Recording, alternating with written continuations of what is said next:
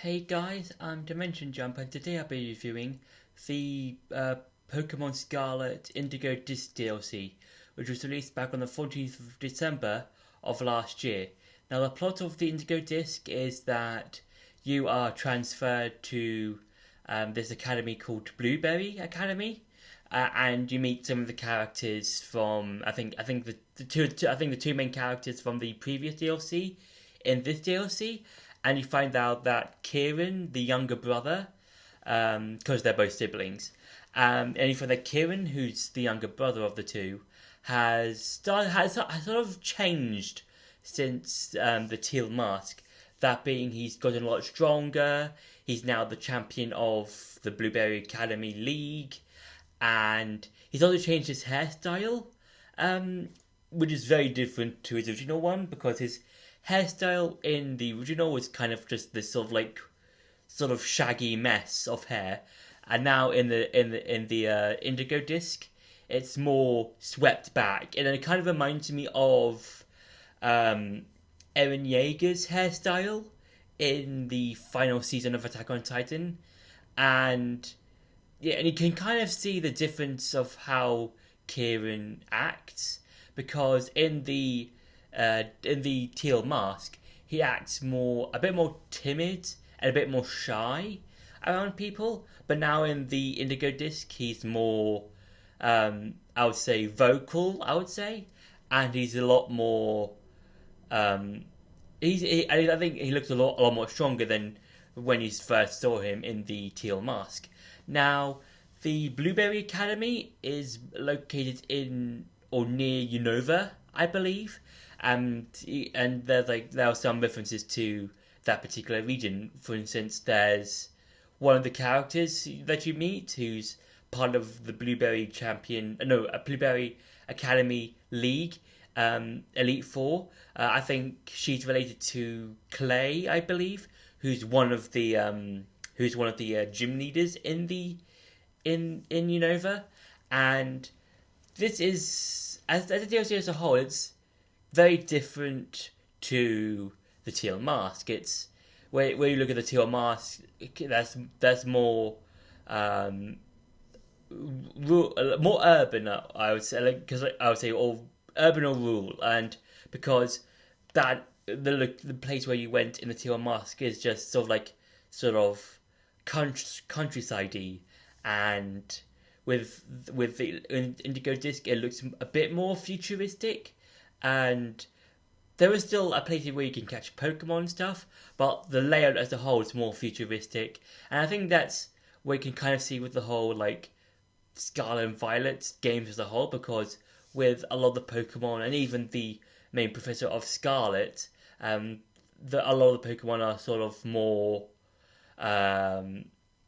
ancient and more from a distant time, and with Violet, that's more futuristic, and with some of the Pokemon, and including the design of the Professor. And with both the Teal Mask and the Indigo Disc, you can kind of see some of the elements of both games, or the designs of some of the Pokemon from both games. Where with Teal Mask, it's more sort of kind of in the past, sort of, but not sort of, yeah, because you got the whole history with the legendary for that DLC and the story behind it. And with the Indigo Disc, it's more futuristic with the structure of it, the way you can get to the open area and stuff like that. And yeah, and now it's time for some gameplay. So when it comes to the Indigo Disc, you are the main place you can go to to catch Pokemon is this big area. I think it's called the Terrain, I believe, and it's similar to the main game. Yeah, you can find different areas that are in different in different conditions. Yeah, there we go. But these are called biomes. So these are different. So basically, different Pokemon will appear in different locations, and this is where in the DLC you can catch more Pokemon than you can catch in the base game. So in the base game you can catch, you know, some of the Pokemon in the, you know, from new Pokemon as well as some old Pokemon. But this is where you can catch new old Pokemon from previous generations, including the starters. But I think the only way you can get the starters is by getting battle points or something like that. And then when you get enough, you are able to get a lot. Well, basically the starters in the different biomes. And on the map, there we go.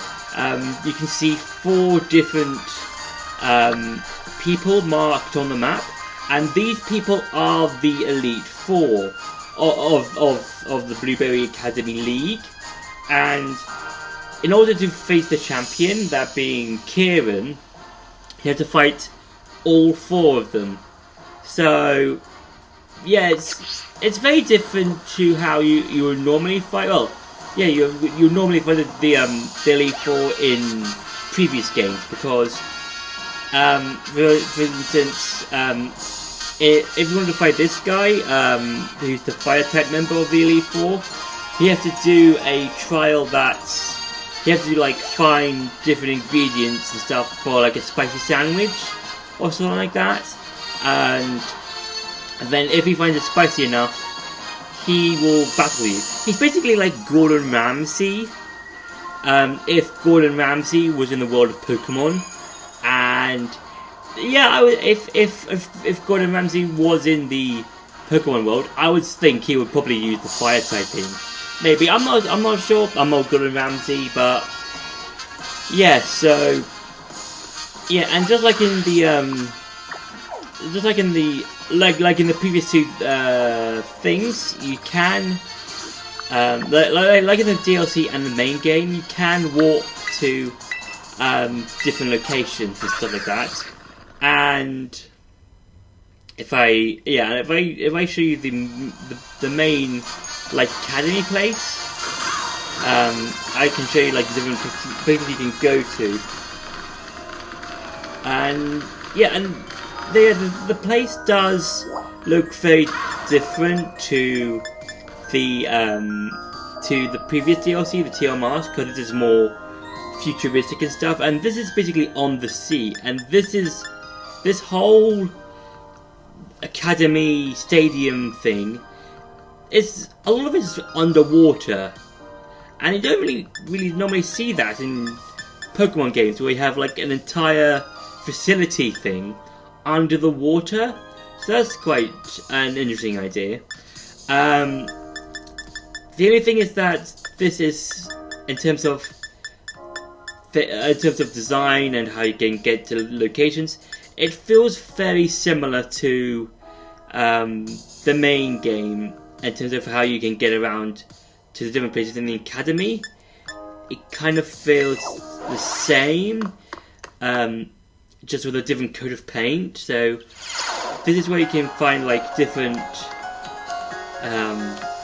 stuff. I think you can get like healing items, but you can only get them via battle points, which is like, yeah, which is basically things you can get in the game. And yeah, it's very Pokemon Frontier based, like how in the Battle Frontier you would fight a bunch of trainers and then you would get battle points from after beating a bunch of trainers. And like in the Teal Mask, you get some new costumes, or I think a few costumes. I think you get a new one if I check my, because I know that the outfit I'm wearing is a new thing you can get in the game. Oh yeah, so Indigo Disk, I think you can get more designs or new stuff to wear. And yeah, and apart from that, I would say the only interesting part about this whole academy thing is probably the terrain area, mainly because of the different biomes and how how each one is connected.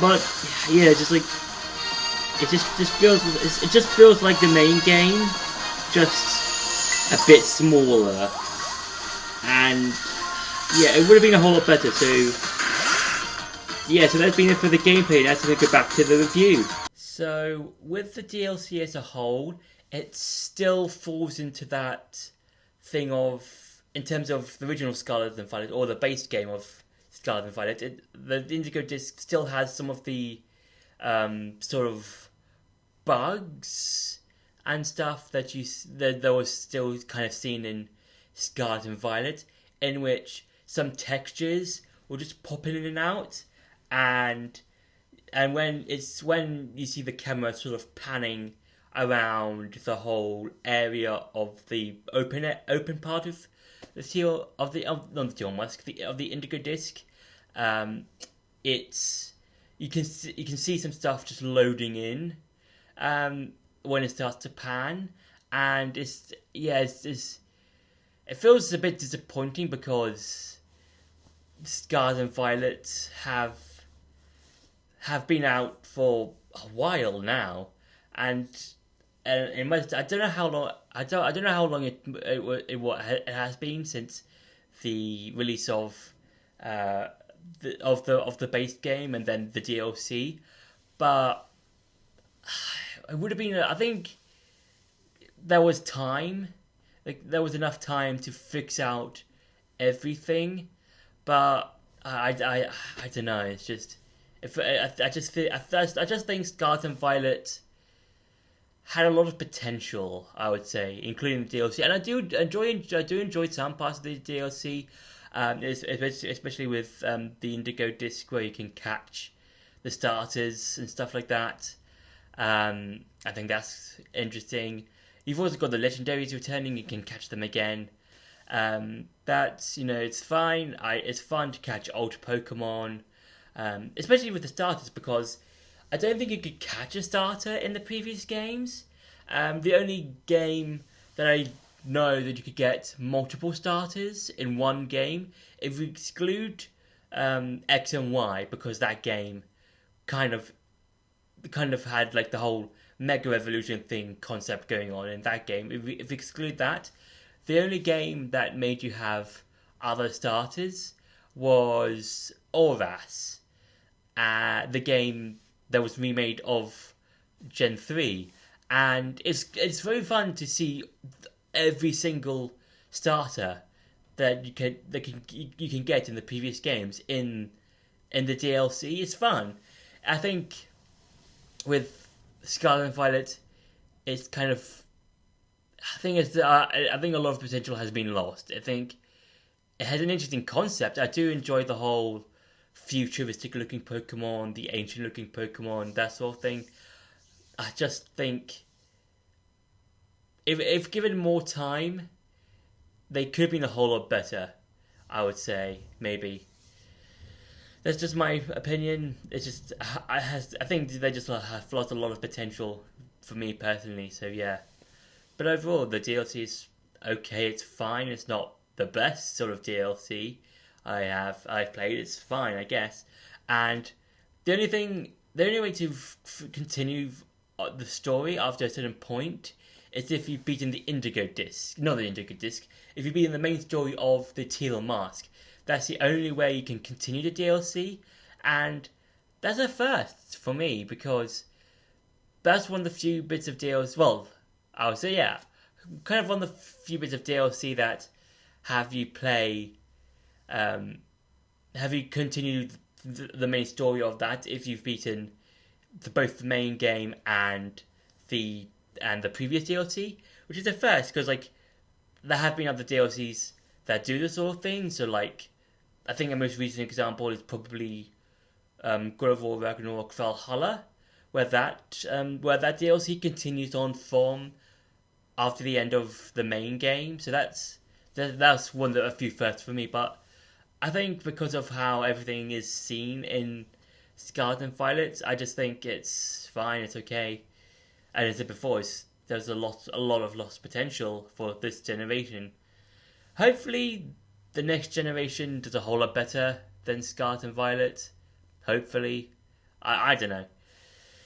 So yeah, that's been my review for the Indigo Disk. I hope you enjoyed this video. Don't forget to like, share and subscribe, and I'll see you in the next video.